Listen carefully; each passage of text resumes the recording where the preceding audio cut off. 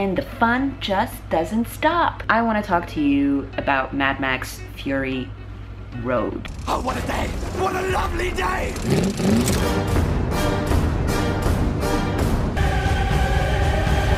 Before I give you my review, just a little bit of context. I know this came out ages ago, but I don't really fucking care. I still want to talk about it. I actually watched it in Vancouver. I hadn't really watched the trailer. I was curious, you know? And I went to watch it with Sarah, and she was like, movies I hate in the cinema are like really loud ones with violence and loudness and shit blowing up. She's really quite sensitive to those things. And honestly, I cannot think of a louder movie, and it's just a constant barrage of action. And literally, I could see her like sinking in her seat and hiding underneath whatever she could. At the end, she was like, you know, I seriously considered leaving the movie theater.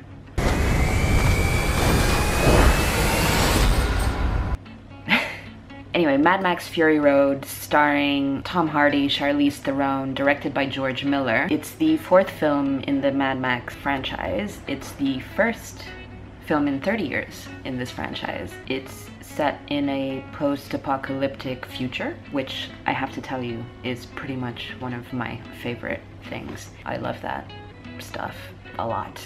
So the film is set in like this future wasteland where everything is scarce. Water is like this golden thing that no one has. And then there's this mad guy with this mad hair who leads like this cult and who controls the water and has this like fortress of thing and all these like weird guys serving him, including Charlize Theron's character, Imperator Furiosa. The movie starts off with Max being like imprisoned by these guys. So Max and Furiosa are basically 2 rebels on the run for different reasons, but they end up coming together. And it's an unlikely team, but it ends up working. And then what ensues is probably the most insane car chase I've ever seen, and it is absolutely fucking relentless. It just doesn't stop. And you're just like, the whole time you're on the edge of your seat. You're like, are they gonna make it? Is this gonna work out for them? Are they gonna be able to save these women and get them to the promised land where they don't just have to be baby making things? You've got, you know, you've got Max, your hero, but Furiosa is no less of a hero, and they do share equal screen time. Like, it's as much a movie about her as it is about him, and they are both badass. Charlize Theron is so good in this role. So stark and composed and like, whatever happens, I'm gonna get this done. I don't care. Her and Max work really well together as well. Let me just look at Rotten Tomatoes for a second. I actually think this movie got a better response from critics than it did from viewers. I just want to check that one sec. Yeah. So do you see this? 98% from critics, which is just like insane. And then 89% from the audience, which is also awesome. I did read a review somewhere that said Mad Max Fury Road is an action film lost on the youth of today. That it's the kind of action that can't really be appreciated by the younger generations. People under 20, I think. I'm not quite sure who they were referring to. This person was like, yeah, only big blockbusters that follow, you know, the Hollywood mega blockbuster script play-by-play are gonna be successful. And action like this, pure action, sort of old school action, is lost. I don't really see how this is old school action. I don't think I've ever really seen a film like this.